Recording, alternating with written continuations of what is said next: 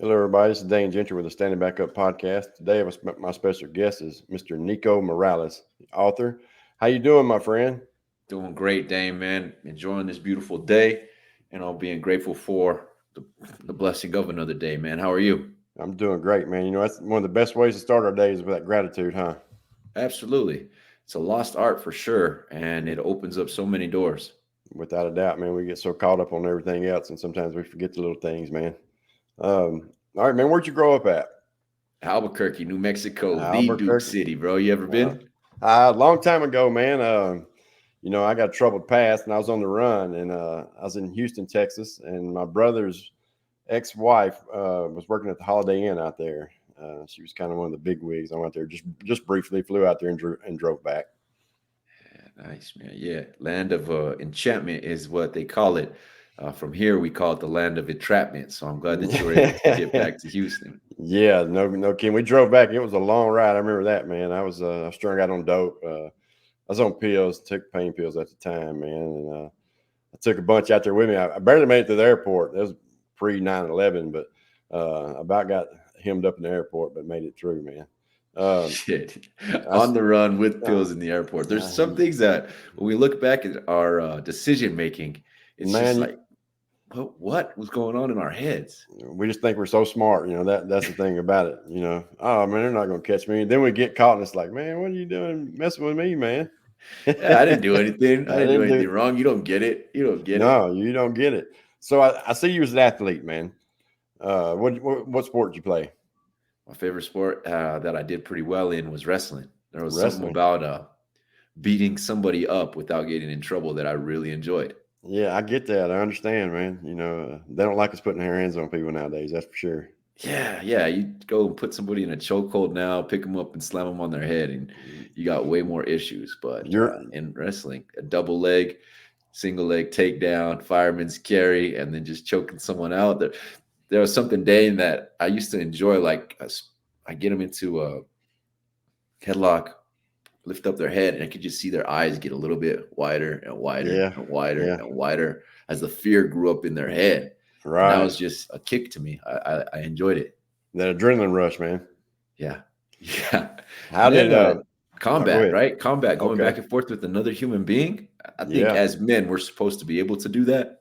Yeah. Um, and so it's a good test and a good outlet for Yeah, I definitely had a lot of combat in my lifetime against other men. it. That's for sure, man. You know, I'm getting too old for that stuff now though. We don't heal up the same as we used to, man. You know what I mean? Hey, it takes longer. You find that you have more muscles than you really knew that you could hurt, right? Like Man, you know, used to, man, you have a fight, it wasn't a big deal. The next day now I can't hardly get out of bed and walk and all that good stuff. absolutely. Absolutely. Man, shoot, Oh, I opened up the can the wrong way and my hand starts to hurt. I'm like, I what know the that's hell? I right. used to put this on people's faces, on get hit with things. Like Yeah. now you busted it on a can opener. Yeah. We're getting soft, man. Getting soft in our old age. How'd you grow up, man? What was your childhood like? Man, I really had a decent childhood. When I compare it to other individuals that I was around, I had a decent childhood. Both parents were in my household, so that's one thing that was a positive. Uh, Middle class New Mexico, which is lower class United States. That's what a lot of people in my community don't seem to understand. Is that we're fighting at the bottom of the crab bucket. I'm still here in New Mexico, but yeah, new middle class. We didn't really have too many wants or needs that went missing, right? Like there was always food on the table. It might have just been a bowl of beans with some cheese on it for the night, but that it was food. Can't complain about that. We used to go on family trips every once in a while. El Paso, I used to get sent out to over the summers. My dad would send me to go stay with one of his brothers, so I just go travel that way. Uh, that's the broad topic of it, right? That's the Yeah. best part about it. The negative parts about it was that I dealt with rejection at a very young age. I got a younger sister, and she got sick after her first year of being born. So Mm. we're 2 years apart. And when she was born, she was healthy, but the doctors messed up. And when they messed up, they caused her some pretty bad illnesses. And they told my parents that she wasn't going to live past the first couple years of her life. So my grandmother took me from the hospital after my sister was in the hospital, and she raised me from ages 2 to 6, at least for the first 2 years, I should say, 2 to 4. I was with my grandma most of the time. And then from 4 to 6, I spent a lot of time with them. My grandma and my papa, they went back and forth between New Mexico and Arizona because that's where they're originally from.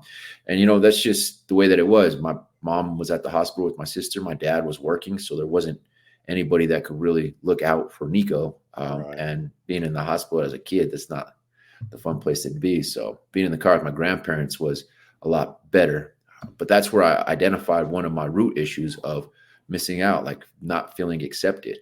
And that caused me the mentality, because it all boils down to a mental mindset of where we're at, that I wasn't loved, I wasn't welcomed, I wasn't wanted. And those type of thought processes, the longer I kept them in my head without working on, caused me larger issues. So about 6 years old, my papa, he died. And that's where I felt that rejection again, right? As a kid, you don't understand death. No. So it's just like, man, someone else is leaving me here. And that perpetuated or propelled me into substance use. I got high for the first time when I was 14 years old, just to be accepted, just to be wanted, just to be included with the guys. And the guys that wanted to include me, they were gang members. So I remember that at 14, I was at a brand new high school and didn't have any homies, didn't have no friends. And there was 2 tiers at the high school, right? And, I was hanging out on the bottom tier. One of the guys, he's like, "Hey, Nico," just saw me just chilling by myself. He's like, "Why don't you come kick it with us?" And I was like, "Yeah, somebody wants me to be accepted. That's an amazing feeling." Yeah. And turns out he was a part of a gang. Turns out his homies were a part of a gang. Turns out his older brother was a part of a gang. Turns out his dad was a part of a gang. Wow. And, whole family affair. Yeah. And so just being the need of being included is what got me involved with them. Now, I never got ranked into the gang just because I understood the way that world worked. But being aligned or affiliated with them, for me, wasn't a big deal. Right. And that's probably where the identity starts to imprint. Decision-making and identity are 2 of our biggest things. And since I could handle myself wrestling, that translated into fighting. So whenever the homies got into a fight, you wanted to be there. I could go take a couple punches to the dome and then pick someone up and slam them. And everybody would get all, whoa.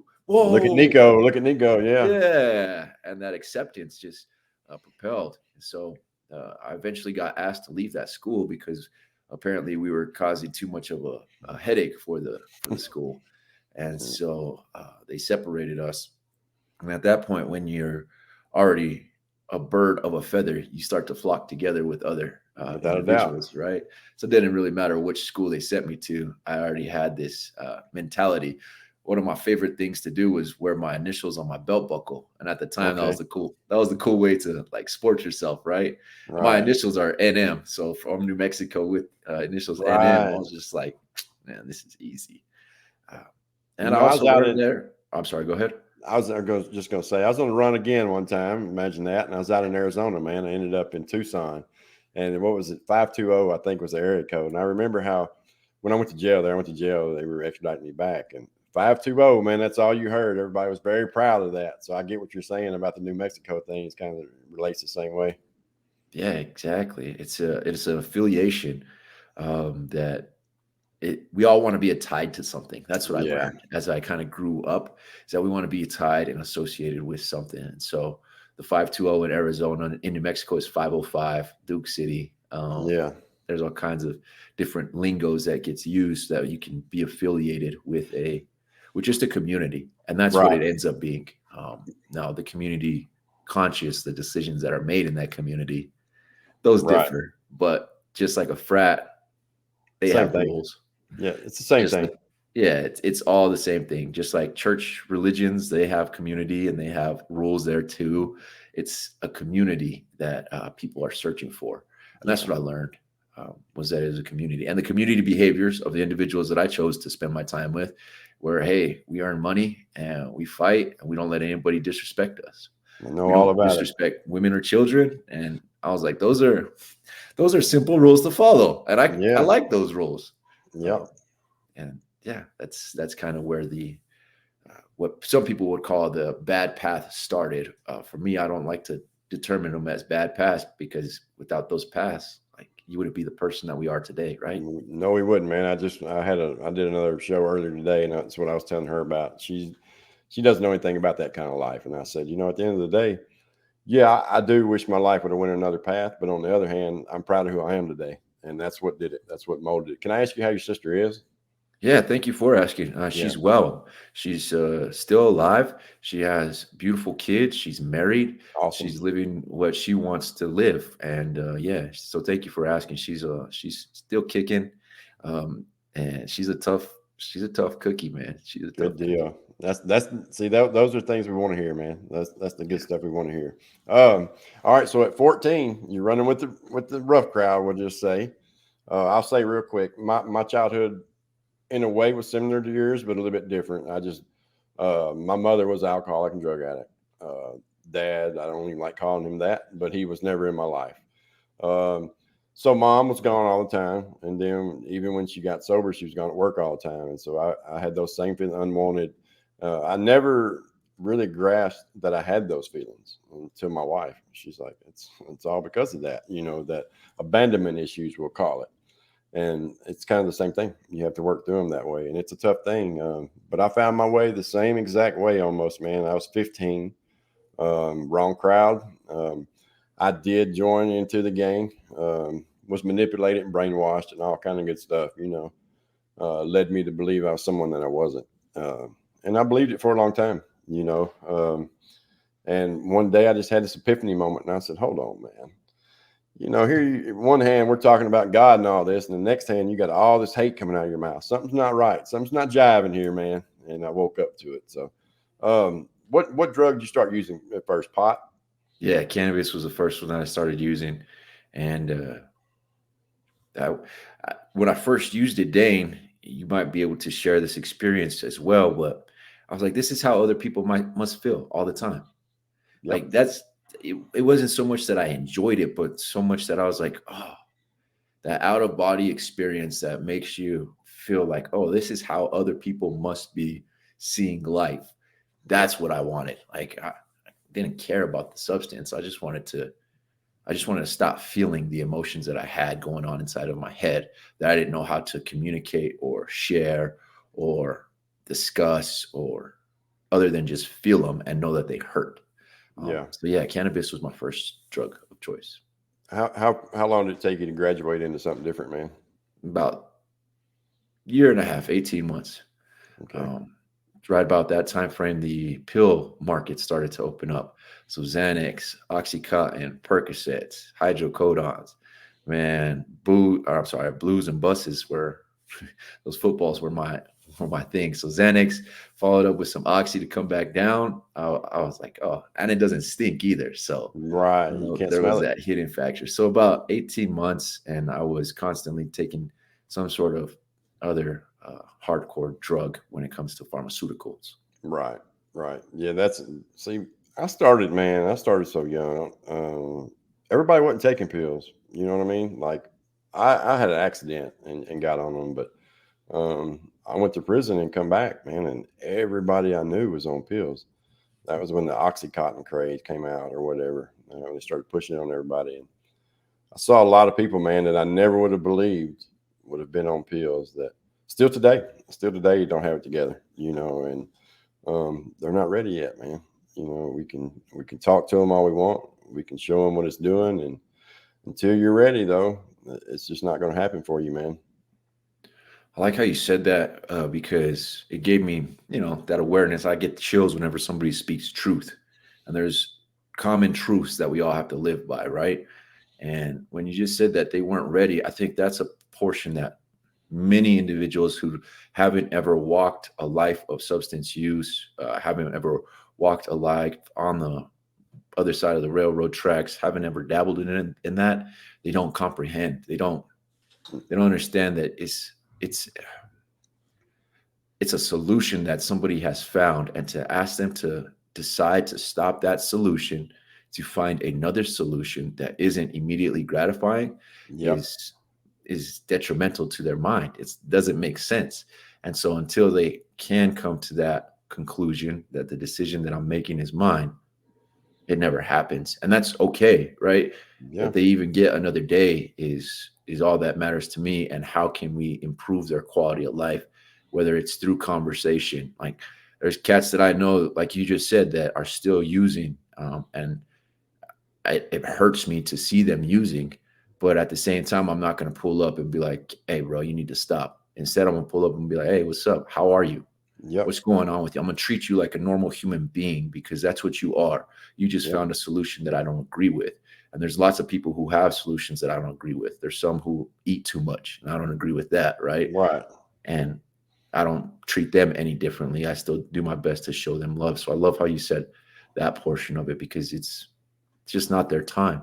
No, and it's tough, man. It is tough when you see people. And I was just talking to a young kid right before we started. I met him in Florida years ago, and he's like the rest of us, man. He could have the world, you know what I mean? But again, he wants to keep dibbling and dabbling, and now he's done ended up in trouble, you know. And um, he's not bred for prison. I'll say it that way. Mm, You know what I mean? And he's got another chance now. But again, all I can do is talk to him.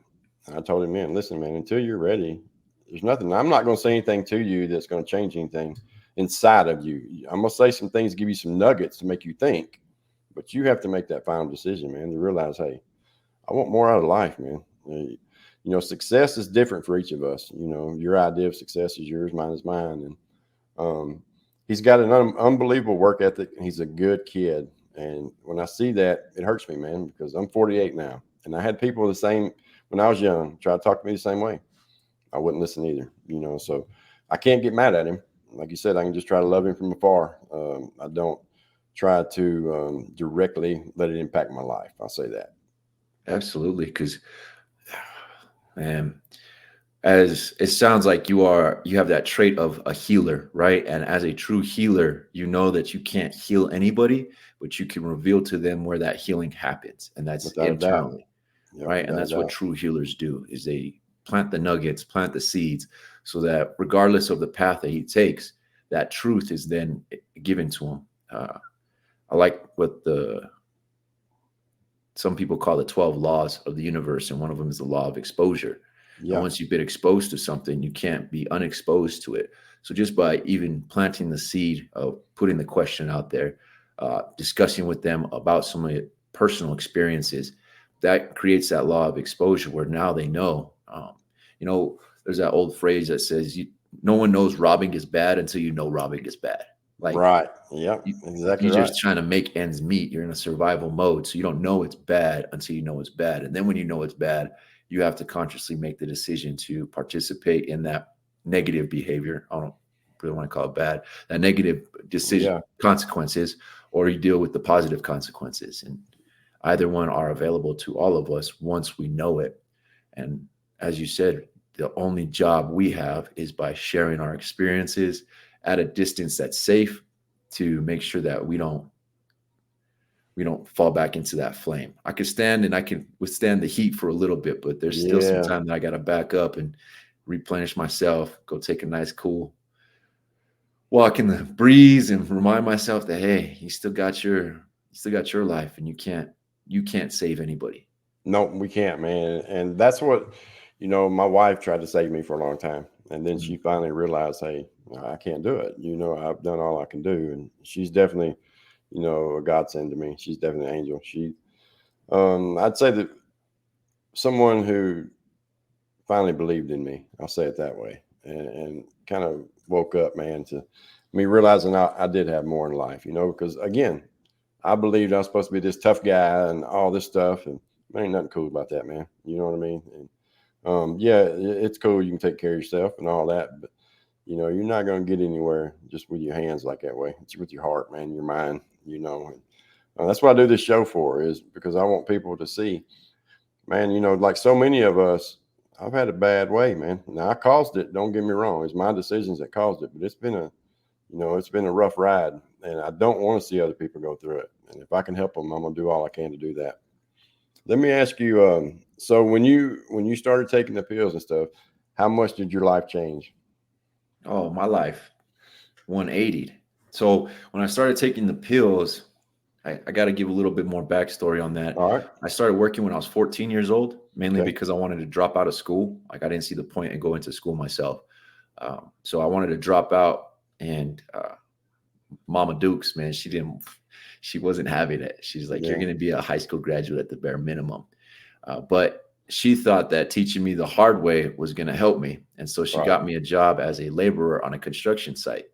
And work ethic my dad instilled into me, my papa instilled into me. So I was good at working. And I made, a few $100 every week working construction. And it was good money for a 14-year-old who doesn't have any type of responsibilities. But I Definitely. also learned how to make $1 turn into $5. And Right. so it wasn't just using the pills, but I also had the opportunity of moving the pills.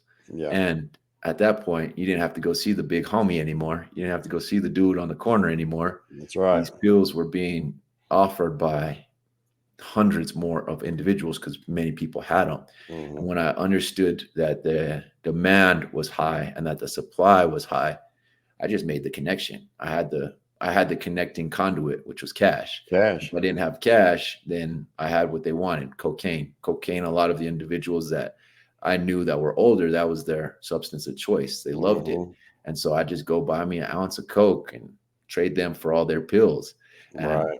the per dollar trade on that, like, Yeah. I I was already getting a good know. return on Yes, I on a already know, four my hundred friend. dollars. I was getting a great return on my Yeah. money, and Yeah. so my life changed 180 degrees because I saw the profit margins, I saw the return on the investment financially, I saw the opportunity to be accepted, I saw the way to make it out, Right. and I had this whole plan of sell enough drugs to buy a moving truck and have this moving truck open up into a business because everybody's moving all the time. Like once a month, someone's got to move somewhere. So Yep. why not just be the one that puts it all in the truck and moves?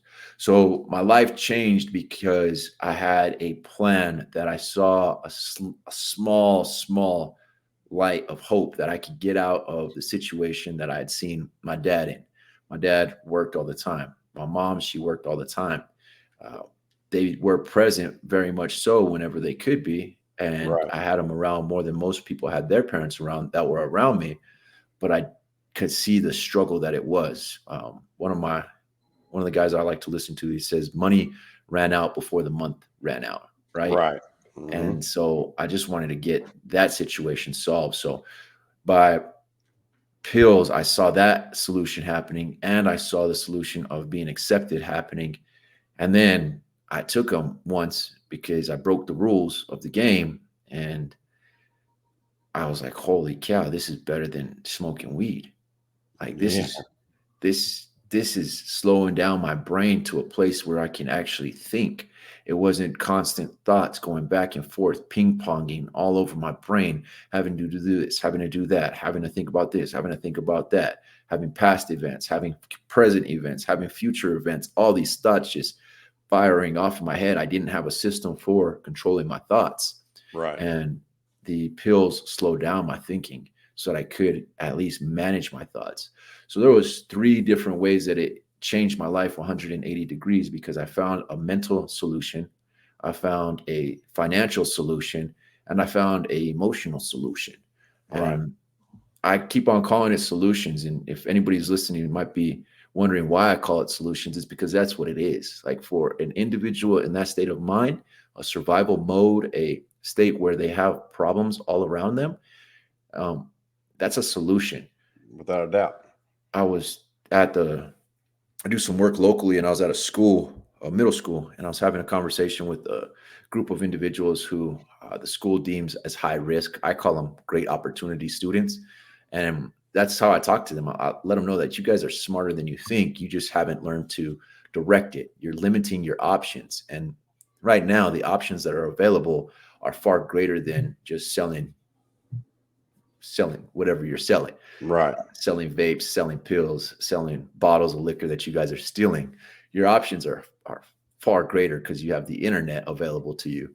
And right now you can get on the internet and make a few $100 if you just put your mind to it. Yeah. Uh, And so that solution talk is how I like to present it, because that's what it is. And being able to have those solutions changed my life, because I finally had something consistent. I had something that wasn't ever going to change. I had a money solution as long as I knew how to move the product. I had an emotional solution as I was getting connection with people. I was meeting new people all the time. And that for me was a greater high than anything else. People Right. were excited to see Nico pull up. Like people were like, oh yeah, Nico's the guy, man. I'd sell pills for $60 to the homies that were from the same demographics that I was from, but that upper echelon neighborhood, $120. And both of Yeah. them loved me, right? So being able to sit in both of those rooms was for me just, it was so great. So I had these solutions, but the one that caught me was breaking those rules, because there is rules to the game and you Without a can't break doubt. them. Yep. And I broke one of them, and that breaking of the rule got away with it only for a little bit of time, until I was probably about 18 years old. And then I found myself going through withdrawals. And that's when I understood I had messed up. Yep. That's what I was going to ask you. How long did it take you to go through the withdrawals, or Yeah. to get to that point? Yeah, I was about 18 years old. I had earned a full ride wrestling scholarship, because that was my outlet. I was like, if it wasn't drugs, then I was wrestling. Right. And I got me a full ride wrestling scholarship. I was going to be the first one in my family to have an athletic scholarship, right? Go to college right out of school. And I found myself one night not being able to sleep and just having the shivers, having the shakes. My Yep. mind was hurting, my body was hurting, and I couldn't figure out why. Well, Yeah. wrestling season had just started, and I stopped using pills. I had Mm. stopped taking any type of substance. I still had them, but I wasn't taking them myself. And I remember calling one of my homies. I'm like, dog, I can't sleep. I don't know what's going on. He's like, Nico, why don't you take one of your pills? Like, just take Mm. a little bit of it and see if they go away. So I took a little bit of it, took about a quarter of an Oxy 80, and it went away. And Yeah. that's when I was like, oh, shit, you got to make a decision. And consciously, I knew that I was making the wrong decision by continuing to choose to use drugs. But unconsciously, I didn't want to stop.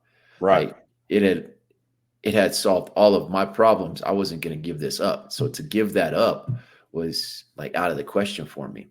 And so I was about 18 years old when I quit wrestling altogether, and I went into full-time hustling, Yeah. working 9 to 5, just so that everybody around me didn't ask me where my money came from.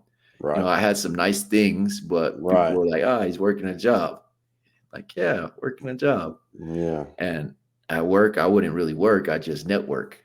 And that's one of the skills that I think a lot of individuals overlook, is that there's a skill set that, Dane, you have, right? There's a skill Hmm. set. I could already hear it. You're a great communicator of ideas. There's a Yeah. skill set that we have, but we just use them in the incorrect way. And me, it's relationship building. I love interacting with people and building relationships and just offering, being of service to them. That's how I used to think of being a drug dealer was just Right. of service to other individuals. Really wasn't giving them good service, but Just doing it, that's sir. how I Yeah. saw it, right? Yeah. And so uh, seeing those type of events, going through withdrawals and making those decisions, as I look back, 18 years old, and then by the time I'm 20, they had stopped manufacturing pills the way that they manufactured pills. So the epidemic of opioids, came into the mix. And geographically, I'm sure that you know this just because you've been all around the South. But New Mexico, we have a corridor here, and that Mm. corridor is straight from Mexico all the way up to the Midwest. Yes, sir. So getting narcotics for me wasn't difficult, and the price, because there's such a high supply coming through, wasn't that large. Nope. And when the pills stopped, heroin boomed, and tar, man, that that solution as it was presented to me was, hey, Nico, your customers, they still want to get high. Why don't you give them this instead of the tar? I'm sorry, this instead of the pills. Why don't you do that? And I was like, yeah, let's go. Let's keep it moving because the profit margins are still within the amount of money that I need to be making Yeah. to to fill that ego. Because at that point, it's ego. Ego. You're right. Yeah. I remember when I went up to Arizona, man, it's a border town too. And the price of heroin was just like, you got to be kidding me. I couldn't believe it. And here I went. Yeah, it was cheap. I don't remember what the prices were now, but like here in Nashville, it was $200 a gram, I'll say, at that time for black tar heroin. And so, yeah. And so then that started the whole, well, let's see if I can maybe make some from here to there. And you know the deal. It's the same thing, man. Did you start Yeah. doing it? Did you start doing the heroin? Yes, I did start doing the heroin, and that's when I really went off track. That's when the homies, because I had to go back to the big homies to get the heroin. That wasn't as readily available as the pills were. So I started going back to the homies that I was moving coke for, and Right. they were moving heroin at that point too. So I started using it, and that's where things went really left because they were like, Nico, you're good on that coke game because you don't use it, but that heroin's got you mixed up. So we're not fronting you anymore. Yeah. And I was getting a few ounces every week fronted. So I'd keep a quarter ounce for myself to get high with me and my chick. And whoever I needed to break off to go do some work for me, go get some groceries for me, to do the normal stuff for me, that changed. So, Nico, we're not fronting you 4 ounces anymore. We'll give you a ounce. Well, a Right. quarter of that still needed to be used to Yeah. keep me going. 3/4 is going to make back a little bit of money, but it ain't making everything else. And so my my whole system was thrown into a whirlwind because I was using heroin. And then my girl at the time, or a girl, I should say, that I was hanging out with at the time, she introduced me to blasting. I had been freebasing it, but she introduced me to blasting. She's like, it'll last longer. And she showed me how to rig a needle. She showed me how to hit a vein. And from there, I was just off to the tracks. I didn't care what I needed to do to get high. I was going to get high. I didn't care what kind of needle I needed to use. I was going to get high. I didn't care who I needed to be around. I was going to get high. So sharing needles, fish hook and needles, like robbing places that we shouldn't have been robbing, people that we shouldn't have been robbing, all took its toll. And eventually I found myself uh, exactly where I didn't want to be, rejected again. So the communities that I had loved so much, because there was a love there, and people freak out when you say that, like, nah, there's a love there, there's a brotherhood there, Without a doubt. there is a community there that's connected. And when that gets taken away from you, man, those feelings of abandonment, they kicked back in again. And because I had positioned myself as somebody whose only asset was being able to move a product, I didn't position myself as anything other than that. When that asset got removed from me, I was no longer a asset to that brotherhood. So That's right. why why would we need Nico around anymore? We need to go find someone else who can move these products. Yep. Yeah, I went down the IV lane myself, man. I started at the age of 17. Pay forward to Dilaudid was the first thing that I ever done. I didn't shoot heroin until I was 35, but the first time I'd done it, later that day, my best friend OD'd and died. Oh Um, wow. and you'd think I would have stopped, but I kept on doing it. And then Probably asked for where he got his stuff from, no? no, he was the one that got it. It was kind of we were in a program, and I'd been sober about a year. My mother got sick and went in the hospital. He mentioned something about getting a pill. Couldn't get a pill. Come up with this heroin. Does it, and it just wipes me out. You know what I mean? So he has to take me home. Then he called me at like 7 o'clock. Wanted to know if I wanted something from McDonald's, but what he was really asking me was if I wanted some more heroin. Mm-hmm. But I was still so high that I didn't really catch on, and they found him in his car next day at 1 o'clock. So he went and got it and did it, and he OD'd there. So um, that was before fentanyl. That's pre-fentanyl stuff there. That was the black tar. But by the time it got here, it was so stepped on. It was almost like a off tan color. You Mm-hmm. know what the real black tar looks like out there, and but still, it was still strong enough to take him out, man. And so that was you. I look back on that a lot, and I think, man, why did you go on and continue doing heroin. I went on the run. That's when I went to Arizona. I went on the run. They were trying to put me in jail for him dying. I had nothing to do with it, type of Mm. deal. And so yeah, I know all about the demon of the needle, man. That just it's a whole different demon. Um, Well, also, what I just heard you say is that you also know the demon of the system too, oh, because at without that doubt. point there wasn't the laws that are in place now. Where when I remember those time frames when somebody overdosed and died, you just left. It didn't Yep. matter if it was your closest homie. It didn't matter who it was, because you knew that if you got even caught in that environment, you were going to be tagged as they're going to try to put the murder on you. Like, Yep. See, so. and the thing about that is that I wasn't even with him. We were just in what's called drug court. I don't know if they have that in New Mexico or Mhm. not. They probably do. Um, and we lived in the same house together. And so they needed someone to blame. You know what I mean? Basically, type of deal, because they're corrupt as all corrupt can be. And they wanted to blame me. And my mother died. And he died. My mother died he died on a Saturday. My mother died the following Wednesday. Wow. And they put me in jail on Thursday. Wouldn't let me go to his funeral. Then gave me a furlough to go to hers, and Wow. caught me 18 months later in Tucson, Arizona.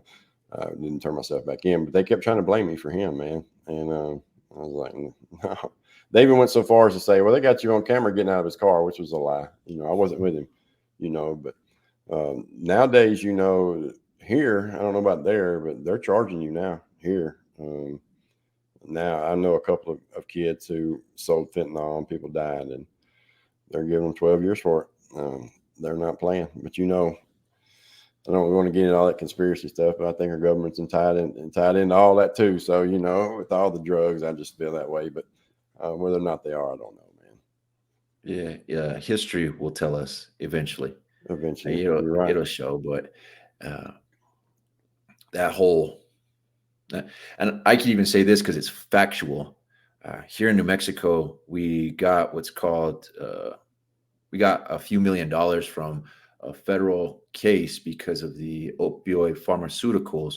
They were targeting specific areas, and two of the most targeted areas within the Southwest were here in Albuquerque. There was Okay. two Walgreens that were being overprescribed opiates, and that it was just flooding the area. There's a city up north, northern New Mexico, they were targeting as well. Specifically, they have it on their pharmaceutical records that they would ship more than needed for the population to these areas. And so, we can take indicators from that as to why they were directed to specific areas. That for sure has been factual. If we're Yeah, speaking facts on that, because like you said, we can throw our feelings into it, we can throw our thoughts and our theory into it, but as you and I both know, that those don't mean jack unless you have facts. that's right. Facts are what matter. And so factually, this past year, New Mexico got a few $1 million. uh, I think they call it the opioid relief fund or something like that. I Hmm. forget what they called it. But I do some work in the community with government branches now that are wanting to figure out ways to use the funds, because there's not really regulations on how they have to use the funds. Like, it's not directed towards, hey, you have to create so many treatment centers, you have to do so much work inside the jails. They just gave the money to the state, Oh, and wow. the counties and the cities are the only oversight. So I get to go in and I get to give my opinion on whether the funds are being spent in a fashion that can be beneficial to the communities that are actually impacted, because this fentanyl crisis is crazy, and it's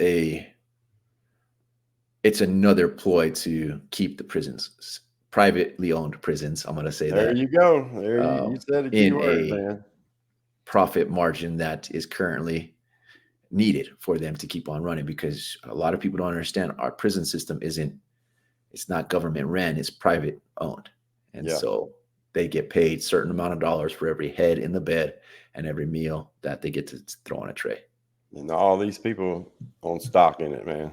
I've delved in a little bit deeper on that. We don't have a lot of them here. There's only 4 in the state of Tennessee that are privately owned. Mm.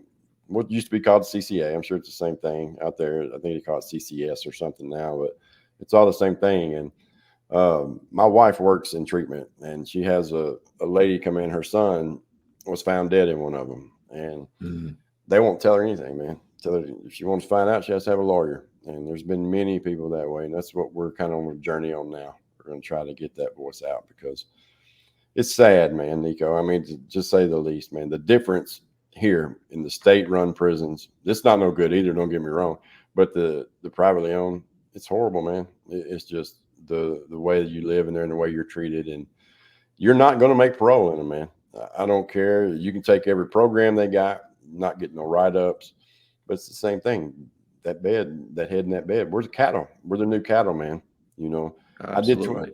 I did 21 years. Should I have done 21 years for my crimes? No, man. I had all property crimes, nothing. You know what I mean? Um, Jeez. and but I wasn't innocent either. Yeah. And I did get in trouble in there, but it was kind of a product of the system. What are you going to do? You're going to be a man. You're going to be a mouse. You got no choice. I mean, you're in there with the worst of the worst, and so that comes with write ups, and there you are staying longer. And they would give me parole, and I had never fixed the problem, which was me and the drug problem. And so it's right back in, man, right back in. And we were talking about it. I said, even when I was on parole, I could be doing fine, no drugs in my system, but they'd call me in for a drug test, and I'd instantly be so full of stress and nervous, and because these people are in control of your life, and I know they're not no good, man. Um, you know, we should be punished for our crimes. Don't get me wrong, and the things that we do. But whenever I do 21 years and I see someone that harmed a child do 5, we've got a problem. We've got a problem, man. You know what I mean? We've got a problem, and Yeah. it's just there's no. I don't know about New Mexico, but there's no programs here. Um, I did all that time, and I never was offered no kind of drug program, no kind of nothing the whole time. So Jeez. it's sad. It's really sad. And I know they get all this money here too, and do nothing with it. So yeah. All right, man. So you start down that spiral, man, with the needle. How long was you strung out? A few years. So I started off on the needle about 20, and by 22, I was just on the streets. Yeah. Like that's how quick it went for me. So I mean, blessed to say that it was only 2 years, Right. um, but it was a hectic 2 years. It was those 2 years felt like 20 Yeah. years For because sure. each day was a struggle. Each day was where am I going to get the next lick so I can go get the next bag, so I can go get the next needle, so I can go get the next high. That high is only going to last for a small amount of time. So I already got to start planning my next lick so I can go and get the next bag, so I can get the next needle. And then it's a small community. Albuquerque's a little big town. So where I had to plan out my strategy. Like, all right, I'm gonna go target this area of town for a couple days, and then bail out from there and go target another area of town for a couple days. Uh, Right. and that's how I would. That's how I'd move. So 2 years. Now that I look back, I'm like, dang, 2 years wasn't that long. But in that 2 years, the amount of moments that were just so extreme, so life changing. I remember getting caught. I'd done some things that I shouldn't have done, robbed some people that I shouldn't have robbed. And I was going through the drive through at a local McDonald's. And one of the homies with me, we had gotten high. We had gotten some extra cash too. So we were wanting to treat ourselves to food because, that's the last thing on your mind when you're a dope fiend. Like that's Yeah. a treat to us. A couple double cheeseburgers and a hot and Yeah. spicy and some fries. It's a big deal. Yeah, absolutely. That $5 right there, that's like $6, $7, and that's taken away from our dope money, because that's your main priority.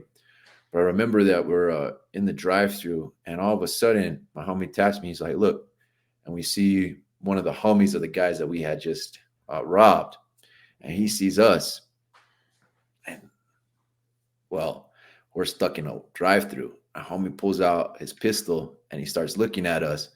Well, luckily enough, we were strapped too. My homie grabs a shotgun from underneath the seat and he points it back at him like, "What's up, dog? If we're going to do this, we're going to do it." I grab my strap. I'm like, "If we're going to do this, we're going to do it," because I can't get out of this drive through. It's blocked on this side, blocked on my right side.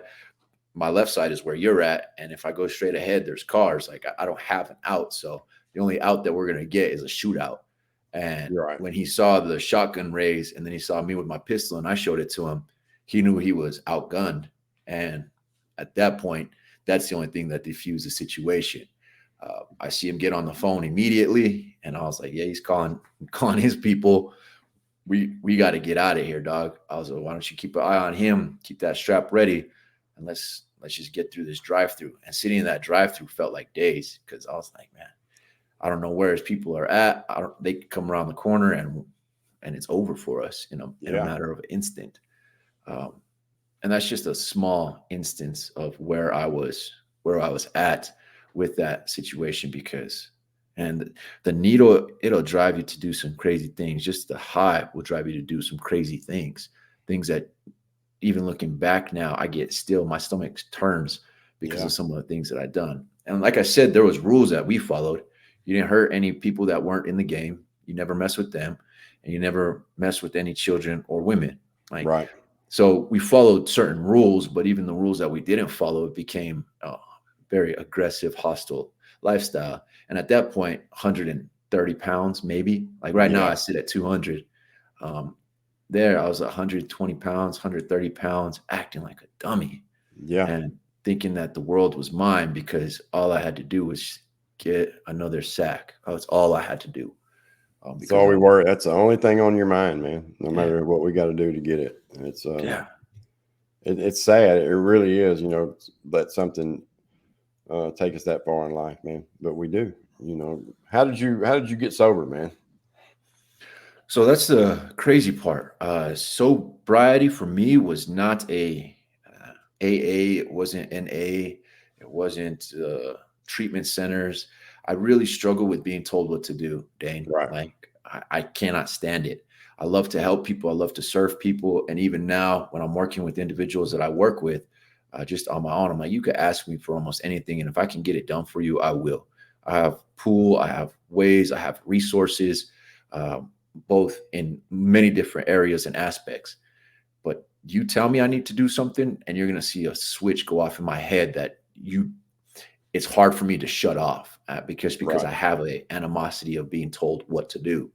So when I went to treatment centers and they said that I had to go in for 30 days, I was like, yeah, screw you guys. You're going to tell me what to do for 30 days? Hell no. Yeah. No, not Um, happening. Yeah, the homies who had been in and out of jail, because I never participated in getting caught, I was always taught, hey, you pay a lawyer. So for me, having lawyers around was natural. So I avoided jail, but they always told me, Nico, why would you even go inside to get clean? Because that used to go through my head. Let me go inside, get clean. They're like, why? Shit's in there too, Nico. So don't even waste your time. And then I go to various programs, and I want to highlight this. I'm not knocking any of the programs, but they weren't my path. And there's Right. many paths to sobriety. So I love that you asked that question because I found my path both through spiritually connecting with my God and then personally working on myself. Uh, Physically, what I did was I titrated. So I would get enough just to not hurt. I get enough to Mhm. feel well, and that's where I'd stop. I started to develop my own willpower for self control. So instead of shooting up 2 grams, 3 grams to get high, I was only using a gram to get well. Right. And that's how I tapered myself off of uh, opiates. And again, I remember one day I was having a conversation with my God. I was like, look, if you're real, then take this pain away from me. Like, just take this away from me, please, and I'll do anything that you say, making a deal with God. And Right. when you believe that you're talking to him, he's going to show up. And I had some Suboxones that I had bought off the street because that's where I was at. I didn't need to use anymore, but I knew I needed something as a go-to for when my brain lost its willpower. And so Suboxones for me was the opportunity. I bought a couple of tabs of Suboxones and I cut them in quarters because I was like, if anything, dude, like you're doing this on your own. You don't have any paperwork for it. And if you get caught with Suboxones, it was the same as a substance. So Right. it wasn't any different. I was still living in that criminal mindset. I just asked for help. And I remember the next day I woke up and I just had this freeing feeling, just this uplifting lightness. And I didn't need to take a sub that morning. I didn't need to take any type of medically assisted treatment. And even though I was doing it all on my own, independently of any type of doctor, I followed the knowledge that my homies had taught me from their mat treatments, the knowledge that my homies had taught me from when they went to the treatment, when they went to AA, when they went to NA. And that's how I ended up kicking heroin, was removing it. I remember the last time that I had to use it, man, I was at 60 cc's, and it was it looked like tea water. It wasn't even Yeah. like black. It looked like tea Yeah. water. And I was just slamming that. And that's how I ended up kicking, was by harm reduction, is what it's technically called. Yeah. Titrating is the other version of it, until I only needed Suboxones. And then from Suboxones, I was like, I'm not going to replace one for the other and become dependent on it, which I'm not knocking anybody who does. There's Right. homies that I still have who are like, Nico, I still go get my subs every day. I'm Yeah. like, cool, bro. As long as it's improving your quality of life, I don't care. I'm the For same me way. though, I didn't need it. I couldn't. Again, my issue with authority was, hey, this Suboxone has authority over me, and I don't even want that. Like, it didn't even Yep. have to be a person. I didn't want a substance to have control over me.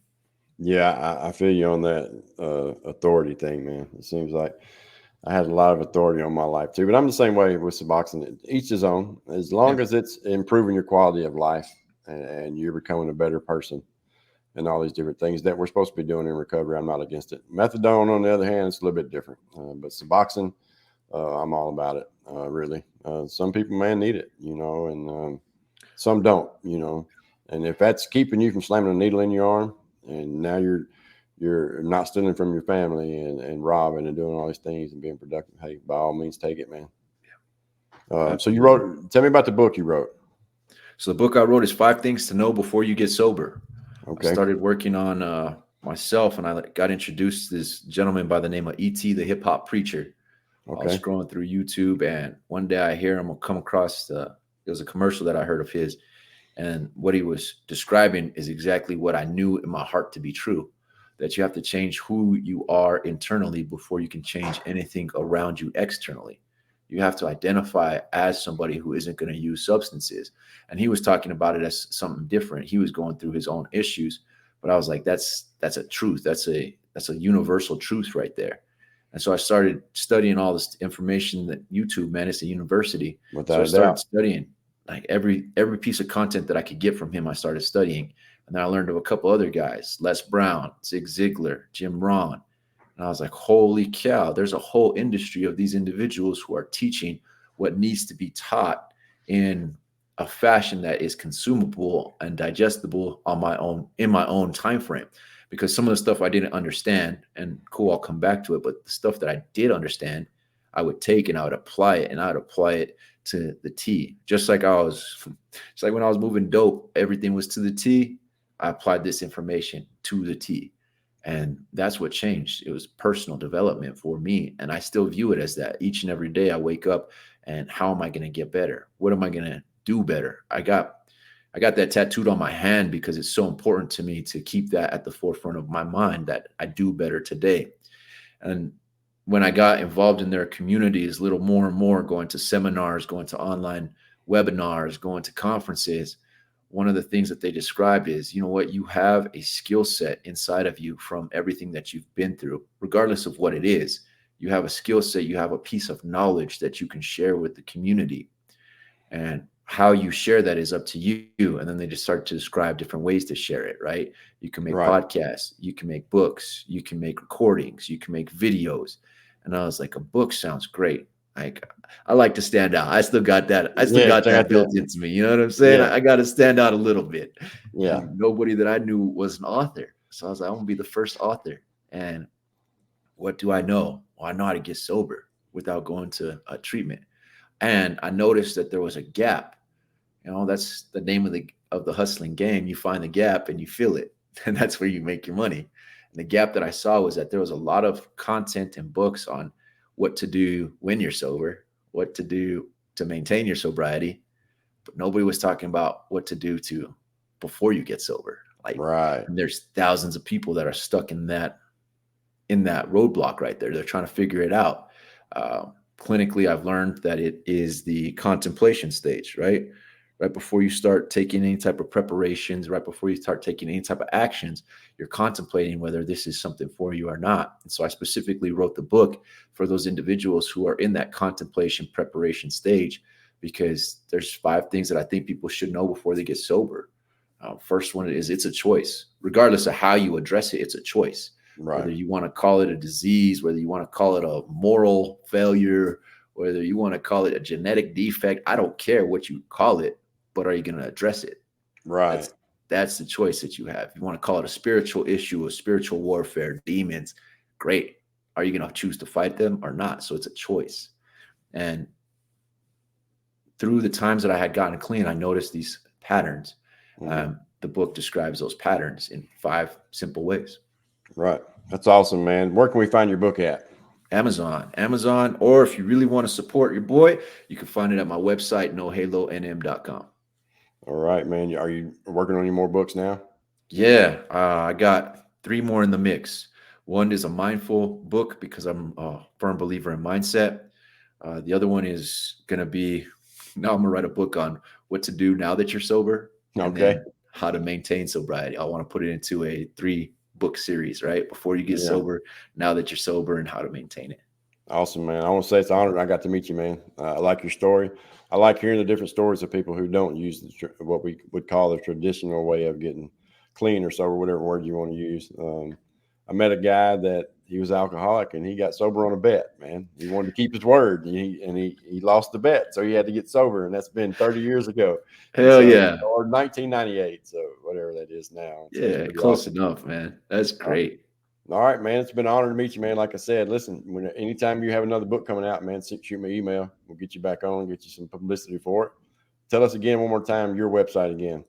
Website is nohalonm.com. All right, my friend. You have a good day. God bless. I'll talk to you again, my friend. Thanks, Dane. I appreciate the time, bro. I had a conversation. Look forward to it again, man. See you later.